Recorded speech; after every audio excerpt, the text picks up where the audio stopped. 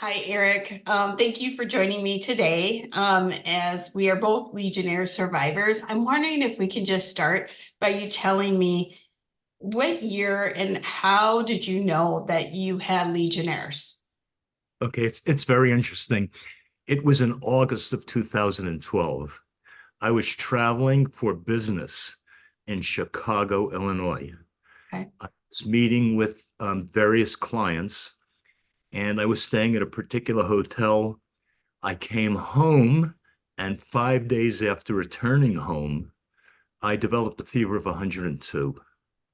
I went to my family physician, who thought it was viral, suggested I take aspirin, not aspirin, Tylenol at night.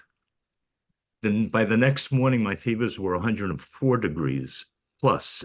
I was 64 at that time. My wife got concerned, called the doctor. He immediately put me on Levaquin, thank goodness, because it was the perfect drug for Legionnaire's disease. And he sent me for X-rays when they diagnosed that there was a development of a pneumonia. Wow. The fevers lasted for about 5 days. I had headaches every day, and they were all very well located. They were location sensitive. They were above my right eye, behind my eye, to the back of my head. The headaches lasted from 5 to 7 hours a day. I couldn't figure out what was causing them. Was it the medication? Was it something that had to do with my sleeping? But my wife, Barbara, was packing my head in ice. Oh, She wouldn't take me to the hospital, although I asked many times. Her mother was a World War II first lieutenant Army nurse. Her father was a World War II first lieutenant Army Air Corps communications officer. They met in Pearl Harbor, married, and her mother always said, when your immune systems are so compromised, if you go to the hospital, you're coming out with whatever you find there. sure. The wife kept me home. At night, the fluid on my lungs was so great. I remember saying to myself, this must be what it's like to be waterboarded. Mm, And I would sleep sitting up.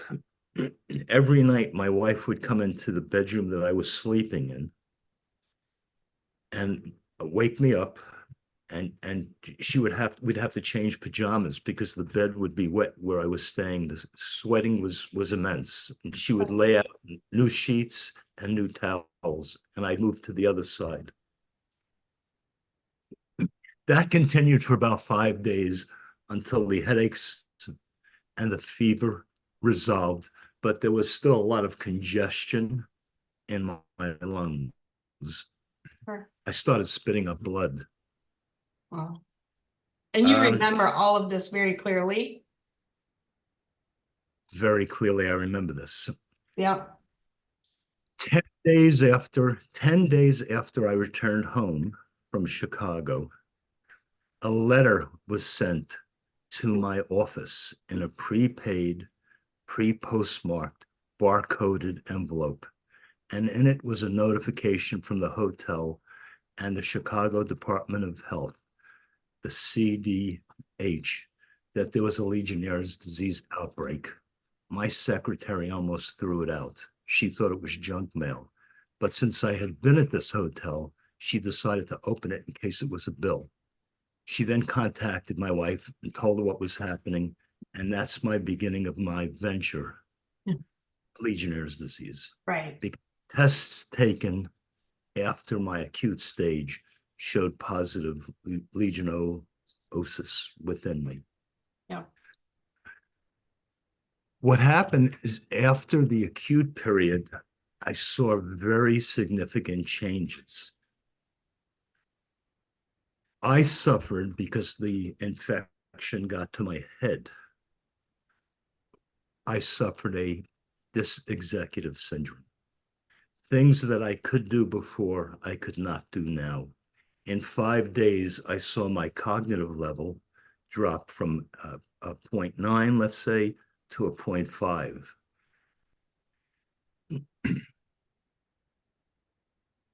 I started looking for a support group, but couldn't find one. So I leaned upon survivors of Lyme's disease to discuss with them what they went through and what they were going through. And I found out what their experience was, since it is a parasitic infectious disease. Sure. I had a bacterial infectious disease. What our syndromes were very similar. Tremendous fatigue, burning of the eyes in the sun, memory issues, significant memory issues, but it's not remembering something that happened to me yesterday. It was remembering what I was doing at that moment. Yes. We all have experienced it as we aged, but this happened to me within 5 days, such as walking to the refrigerator and forgetting why you're there, walking in a room to get something and having no idea why you went there. It was a different type of memory lapse than, gee, I don't remember what happened to me 2 years ago. I remember Yeah. what happened 2 years ago. I lost basic math skills. I was sitting looking at a magazine a few weeks afterwards, and I saw it was the 150th anniversary of the Gettysburg Address, Mhm. and I couldn't figure out 100. I could not figure out what the date was by subtracting 150 from 2012. I couldn't do that.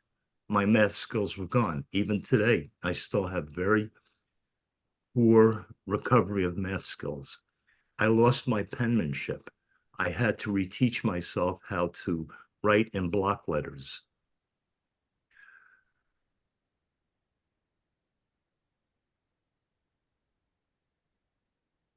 I got to realize that the doctors who were treating me locally had very little experience with Legionnaire's disease.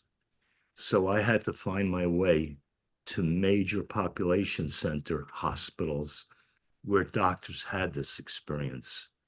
I was lucky to be connected with the University of Pittsburgh Medical Center and spoke to a Dr. Bonilla there, an infectious disease doctor who gave me the beginning advice of what was going to happen to me for the rest of my life. He What said that was that? Do you recall? I will recover, Hmm. recover. Nobody has a crystal ball. I can't tell you how long it will take for you to recover. Everybody is different. And I can't guarantee that you'll recover in exactly the same place that you were at before. But stay positive, eat well, get plenty of rest, because your mind is working harder now to do the same things it did before you were ill. I believe that. I feel that as well. And that was the beginning of my journey.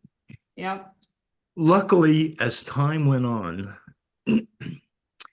I was connected with various doctors at various different medical facilities who could zero in specifically on what my conditions were.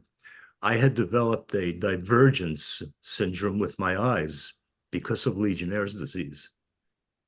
And it was doctors at the Harkness Eye Care Center at New York Presbyterian who realized that as I looked down, my eyes were going like this. So I spent the year and a half having prisms adjusted in my glasses Hmm. to resolve that issue. As soon as the prisms went in, the headaches basically resolved themselves in the sunlight. Yeah. A neurologist was at Johns Hopkins uh, Medical Center in Baltimore. He was the head of neurosurgery. And I continued to have very severe headaches for a long time afterwards. And he gave me Botox shots, 31 every 3 to 4 months. My wife would take me to Baltimore and I'd get these shots, and they did help. I also realized that my life was going to change. What my normal was, I was going to have a new normal. I was not going to be able to do the things that I did before. I could not practice law. My office was closed by May of 2013, and all of my employees who worked for me, all of the attorneys and all of the staff. We found positions in one particular law firm. All of my clients understood what happened, and my work was moved to another law firm. I had to spend 2 years working with them to make sure that this transition took place properly. It was very taxing. I could only work a couple of hours a day, and that went on for a couple of years. Oh, yeah, that's devastating to realize, I'm speaking, for myself as well, kind of to realize like your new normal is completely different. It's mind blowing. I had to find it, and I recognized I needed a new purpose Yeah. because so we found it. We found it in the following ways. One of the other thing I forgot to mention is I lost my sense of smell when I had Legionnaire's disease. And Wow. and my ENT doctors locally poo-pooed it. Okay. But but my ENT said, but I'm not going to make this judgment. I want you to see Dr. Doty, Doty, at the University of Pennsylvania Smell and Taste Center. And I went there and I spent a couple of days with him. My wife came, of course. Whenever I went to a doctor, Barbara came with me. And he examined me. And in fact, he diagnosed the loss of sense of smell to the infectious disease. And he realized that sense of smell could be lost by people having the flu or a bad cold. And even though doctors were poo-pooing it at that time, what happened? COVID came along, another infectious disease, viral, not bacterial. And what were people complaining of? They lost their sense of smell. Right. Some got it back, some didn't. So it was all kind of verified. Because I could not find a survival group, a support group. Right. They are I, hard to find. I contacted the doctors at the University of Pittsburgh, Doctors Yu and Dr. Stout. I wrote an email to Dr. Yu saying, this is what happened to me. I'd like to start a support group. Mhm. He communicated back to me and he said, put together a proposal.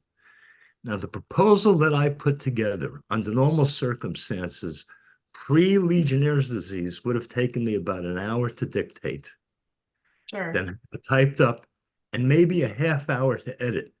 It took me 19 drafts to get this proposal right. Constantly making changes, finding mistakes. And if it wasn't for my office manager, who had moved to this new firm, if it wasn't for her helping me, and my neuropsychologist who I was working with, I would not have been able to put it together.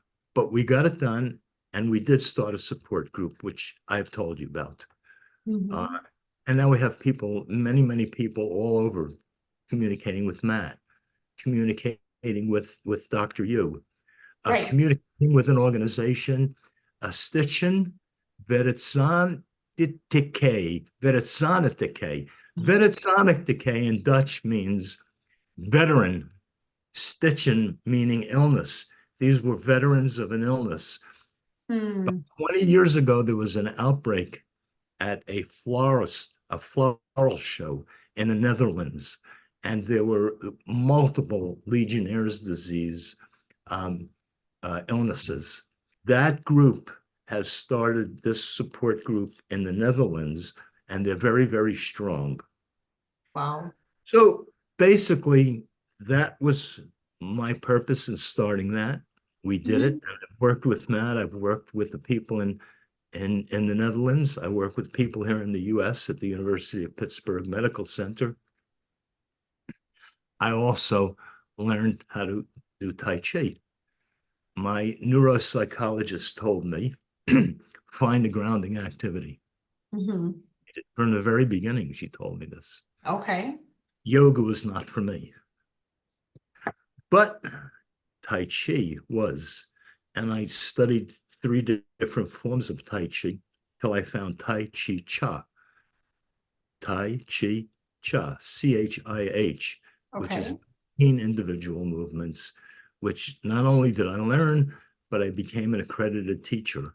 And now I have 2 classes where I teach Tai Chi Cha, mostly to seniors.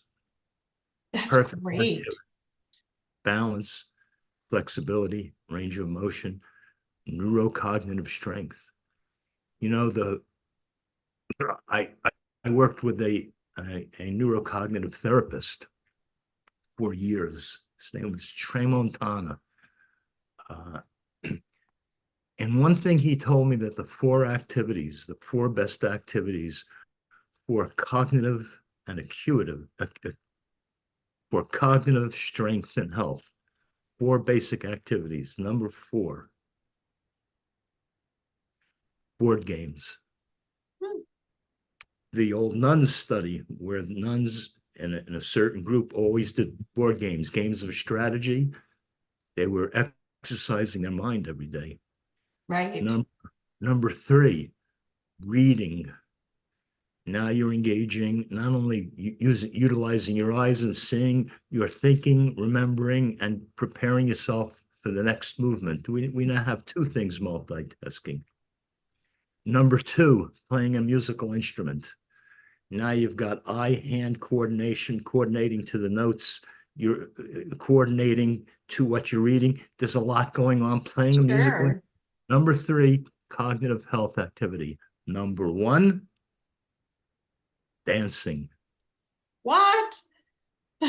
Dancing, you're coordinating with your partner. You're coordinating with the music. You're remembering the steps. You're making the step. You're preparing for your next step. That's amazing. Dancing is the number 1 activity for cognitive health, and Tai Chi is a form of dance. That's fantastic. I mean, you really have taken what a terrible situation and, have really found your purpose and, your new normal. It took time. Do you still feel like you have a lot of long-term effects? I mean, that will never, do you feel like have never gone away? I do. And the one thing that I was prepared for by Mm-hmm. uh, by my neurologist and my Yes. therapist, I went through neurocognitive therapy for 2.5 years. Mm-hmm. Uh, I so if when I had Legionnaire's disease, my cognitive development was here, my cognitive acuity was here, level here. Yeah. Legionnaire's disease brought it here. Okay. And as I'm getting older, it's going like this. Okay. It's going like this, coming down. In other words, I'm not improving. I lost, like, let's say 20 degrees. So I'm 20 degrees behind where I should be all the way through. Right. I still have problems on a regular basis talking, and all of a sudden I freeze. It happened to me just briefly in talking to you. You may not have noticed it, but I noticed it. I I freeze just for a moment, and I have to find and pick up where I'm going. But I worked very hard at that. I Right. talk much slower than ever before, and it's one thought at a time. I learned a lot of new methods to do old tasks. My math is completely different. I do finger math. So if I have to add 8 and 6, I'll go 8, 9, 10, 11, 12, 13, 14. Sure. 6 points on a 6, 5 on a 5, 4 on a 4. That's how I'm doing my math. And I still only write in block, except when I sign my name.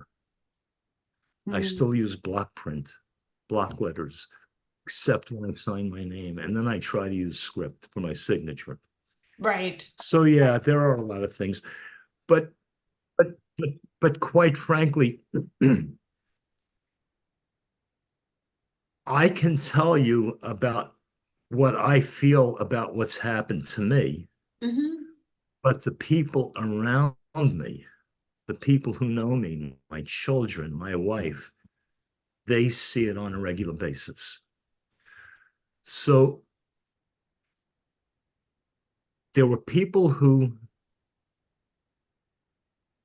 contracted Legionnaire's disease in the Netherlands Mhm. 10 years before me. And 12 years later, they were still reporting the issues of what I was just talking to you about, having to learn new ways to do old tasks, and then having to think it out step by step. The ability to multitask was taken away. Right. So I have to do one thing at a time. Sure. In what way do you think your family and friends were most affected by your Legionnaire's disease? Well, there's a very sad aspect to it emotionally. Mhm. Uh, I felt it, I recognized it, and oftentimes I didn't want to express it. But then a good friend of mine from college, who stayed very, very close to me, although we live hundreds of miles apart, we see each other at least once a year. As he got older and started to become physically ill, he was very sad one day, admitting to me, not so much admitting to me, but confiding into me how sad he was that he was doing this to his wife. And when he did that, I kind of sat back and I realized I'm doing the same thing with my wife. She's 76, so excuse me, 75, but you think she's 50. She's very physically active. I'm very physically active, but she plays tennis with 50-year-olds. I know that what's happened to me is somewhat of a burden for my wife and my children because they don't have the same husband and father that they had before. But everybody's like a really good sport about it. I hate putting it in those words terms, really good sport. You live and you live with what you have. That's So right. so George W. Bush, working with veterans, Mhm. once said you can't choose the hand that you're dealt, but you can choose the way that you deal with it. So we have basically chosen the way that we're dealing with this, and we know that my life before is never going to be the same. My wife says to me constantly, you know, your brain still works. You should be back just as a consultant in law. It doesn't Mhm. work like that, Barbara. She's constantly saying to me, you know, you have these talents, you're not using them. Go back to practicing law. Right. Doesn't, it's very, very taxing. But she sounds like she's a wonderful, wonderful, your number one fan, and what a supporting. Just between you and me, I have a tattoo on my arm that I got about 8 years ago. And it says, I'm not afraid in French. It says, I'm not afraid. I have Barbara. So I really appreciate how she took care of me. If it wasn't for Barbara, I mean, I think things would have gone completely different for me. Yes, She's very active in the support group, you know. that's good.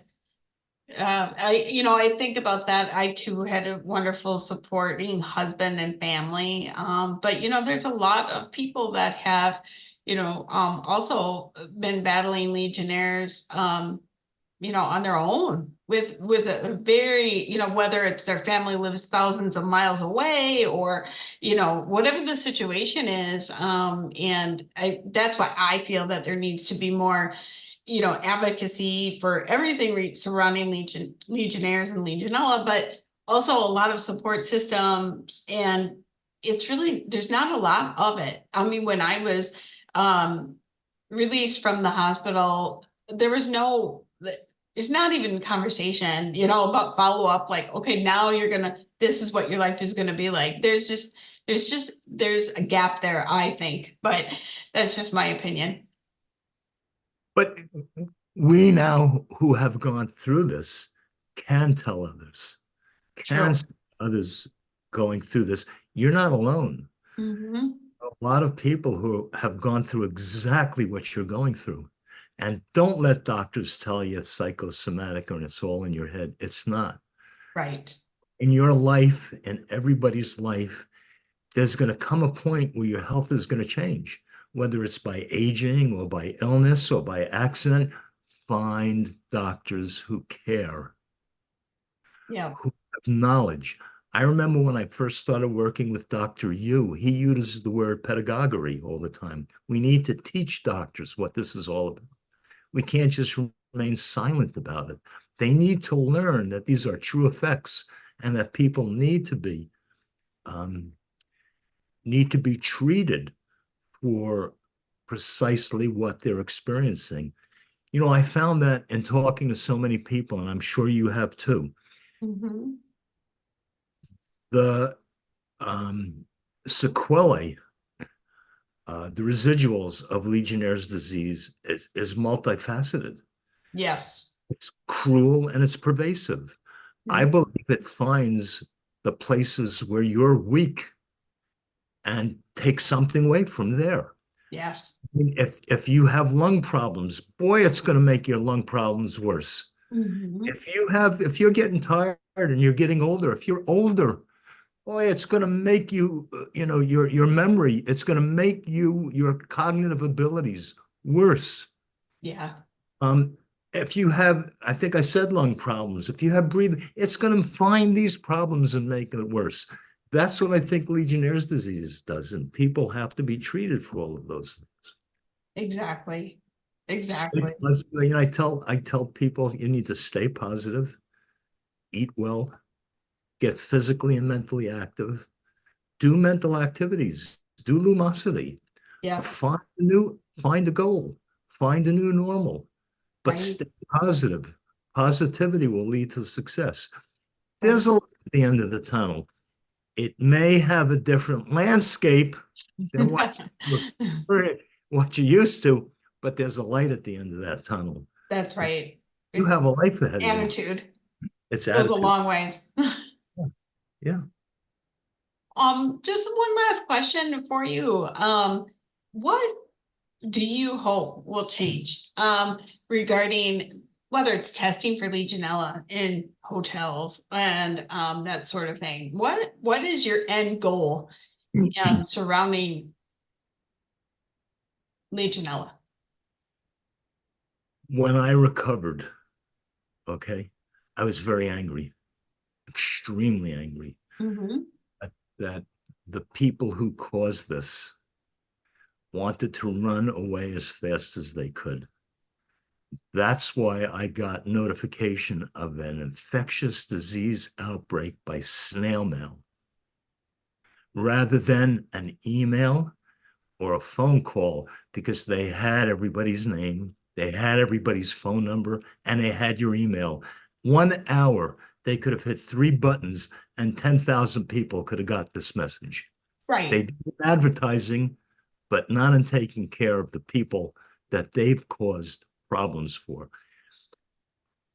Businesses, hotels, corporations, businesses, whatever it is, hospitals have to realize that the cost to test, treat, and maintain your water system pales in comparison to the cost of an outbreak, Mhm. both physical, monetarily, and emotionally to the people who are affected, to I their agree. victims. They need to take responsibility. Don't run from it. Mm-hmm. But that's when I was angry.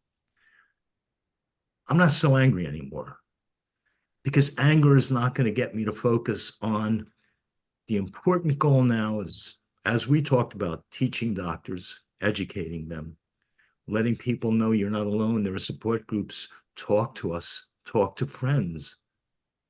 There are a lot of people there to support you, but also the most important thing is I think we need federal regulations that will require water testing, treatment, and maintenance to prevent this type of outbreak. There are no federal requirements as of now, and I think that is an important goal. Yeah. Yeah. That's great. Well, I don't have any other, questions specifically to ask you. And stuff, but I really, really, really appreciate your time. And I know the goal of, this interview in general is to also support our fellow, Legionnaires survivors. So maybe they can, if they have any questions as they watch this, they can reach out and request our contact information. And it's just nice to hear another story. I know that in itself helps. So it's good that, we were able to record this together. And I know that we will be talking again soon and we'll be staying in touch. But All of the things that I've gone through and seen with respect to supporting Legionnaire's disease survivors, mhm. what you and Matt are doing right now ranks up there at the very, very top, because this is a vehicle to get a lot of information out. What you're doing is fabulous. Thank you. And what you do is fabulous as well. So thank you for those comments. You're welcome.